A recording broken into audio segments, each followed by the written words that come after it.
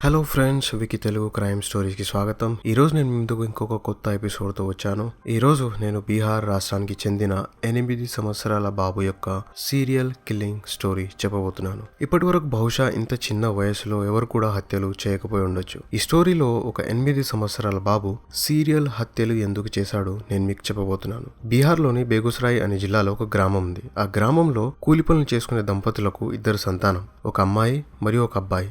అబ్బాయి పేరు అమర్దీప్ సాదా. అమర్దీప్ సాదా 1998 సంవత్సరంలో జన్మించాడు. 2006 సంవత్సరంలో అమర్దీప్ సాదా యొక్క 8 నెలల చిన్నాన్న కొడుకును ఇటుకతో కొట్టి చంపడం జరుగుతుంది. ఈ కజిన్ యొక్క ఇల్లు అమర్దీప్ ఇంటి నుంచి కాస్త దూరంలోనే ఉండేది. 8 నెలల బాబుని ఎవరు చంపారు? ఆ బాబు వద్ద ఎవరున్నారని ఆరా తీయగా అమర్దీప్ సాదా ఉన్నాడని తెలుస్తుంది. అమర్దీప్ తల్లిదండ్రులకు అమర్దీపే ఈ హత్య చేశాడనే విషయం అర్థమైపోతుంది. తన కొడుకు హత్య చేసిన భయంకర నిజాన్ని వాళ్ళు బయటికి చెప్పలేదు. 2 ఫ్యామిలీలు కూడా ఈ విషయాన్ని పోలీసులకు చెప్పకుండా దాచారు. వాళ్ళు చేసిన ఈ పెద్ద తప్పే మరిన్ని ప్రాణాలను బలి తీసుకుంది. ఈ ఘటన జరిగి దాదాపు 6 నెలలు గడుస్తాయి. ఈసారి అమర్దీప్ యొక్క సొంత 6 నెలల చెల్లెలను కూడా ఇటుకతో చంపివేయడం జరుగుతుంది. ఈసారి కూడా అమర్దీప్ సాదానే సొంత చెల్లెల్ని చంపేశాడనే విషయం తల్లిదండ్రులకు తెలుస్తుంది. తన ఫ్యామిలీలో కేవలం 6 నెలల వ్యవధిలో అభం శుభం తెలియని 2 చిన్నారులను ఇటుకతో కొట్టి చంపేశాడు. టైం ఇంకాస్త ముందుకు వెళ్తుంది. 3 నెలలు గడిచిన తర్వాత అమర్దీప్ ఇంటి పక్కనే ఖుష్బూ అనే ఒక చిన్న పాప ఉండేది. ఈ పాప వయసు దాదాపు 1 సంవత్సరం ఉంటుంది. ఖుష్బూ తల్లి పాపను పడుకోబెట్టి ఇంటి లోపలికి వెళ్తుంది. తాను వెళ్లేటప్పుడు అమర్దీప్ కూడా అక్కడున్న విషయాన్ని గమనిస్తుంది. పని పూర్తి చేసుకుని తిరిగి వచ్చినప్పుడు పడుకున్న ఖుష్బూ కనిపించదు.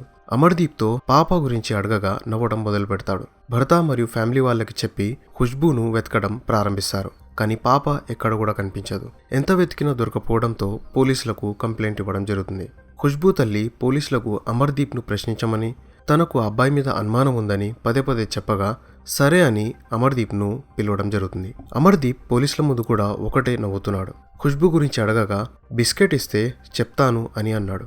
8 సంవత్సరాల బాబు ఏం చెప్తాడులే అని పోలీసు వాళ్ళు ఫార్మాలిటీ కోసం అడుగుదామన్నట్టు బిస్కెట్ ఇచ్చి అడిగారు. బిస్కెట్ తిన్న తర్వాత ఇప్పుడు చెప్పు అని పోలీసులు అడగగా ఇటుకతో కొట్టి నేను పడుకోబెట్టాను అని అమర్దీప్ నవ్వసాగాడు. ఎక్కడ పడుకోబెట్టావు అని క్యాజువల్గా అడగగా మళ్ళీ బిస్కెట్ అని అడిగాడు. బిస్కెట్ తిన్న తర్వాత అమర్దీప్ అక్కడే కొంచెం దూరంలో ఒక ప్లేస్కి తీసుకెళ్లి ఇక్కడ పడుకోబెట్టానని చెప్పాడు. పోలీసులు అక్కడ ఒక గుంతను చెట్టు కొమ్మలతో కప్పి ఉంచడం చూశారు. కొమ్మలను జరిపి చూడగా ఖుష్బూ శవం కనిపించింది. ఒక్కసారికి పోలీసుల ఫ్యూజులు అవుట్ అయిపోయాయి. పైగా అమర్దీప్ నవ్వుతూనే ఉండడం ఇంకా ఆశ్చర్యానికి గురి చేసింది. ఇంకెవరినైనా ఇలాగే చంపావా అని అడగగా అవును అని ఇంతకుముందుకు చంపిన 2 పేర్లు అమర్దీప్ చెప్తాడు. పోలీసులు ఈ హత్య వెనుక కారణం తెలుసుకోవాలని అనుకున్నారు. అమర్దీప్తో ఈ 3 పిల్లల్ని ఎందుకు చంపావు అని అడగగా వీళ్ళను కొట్టడం, వారి రక్తాన్ని చూడడం నాకు ఆనందాన్ని ఇస్తుందని చెప్పాడు.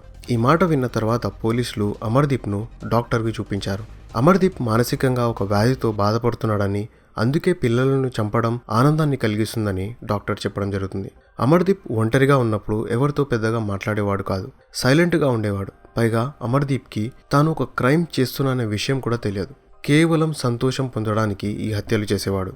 చిన్నపిల్లలు క్రైమ్ చేసినప్పుడు వారికి ఒక సపరేట్ జైల్లో ఉంచుతారు. ఈ జైల్లో అందరూ మైనర్లు మాత్రమే ఉంటారు. కానీ అమర్దీప్ను ఇతర పిల్లలతో ఉంచితే వారిని కూడా చంపేసే అవకాశాలున్నాయని పోలీసులు అంచనా వేశారు.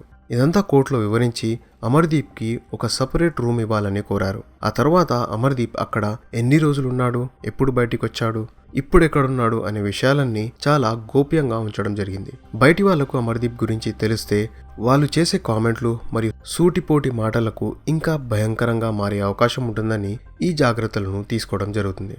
ప్రస్తుతం అమర్దీప్ బహుశా జైలు నుంచి విడుదలై తన కొత్త జీవితాన్ని ప్రారంభించి ఉంటాడు. సో ఇది ఇవాల్టి స్టోరీ. నేను చెప్పబోయే మరిన్ని స్టోరీస్ అప్డేట్ కోసం వీడియోని లైక్, షేర్ అండ్ సబ్స్క్రైబ్ చేయండి. Thank you for watching.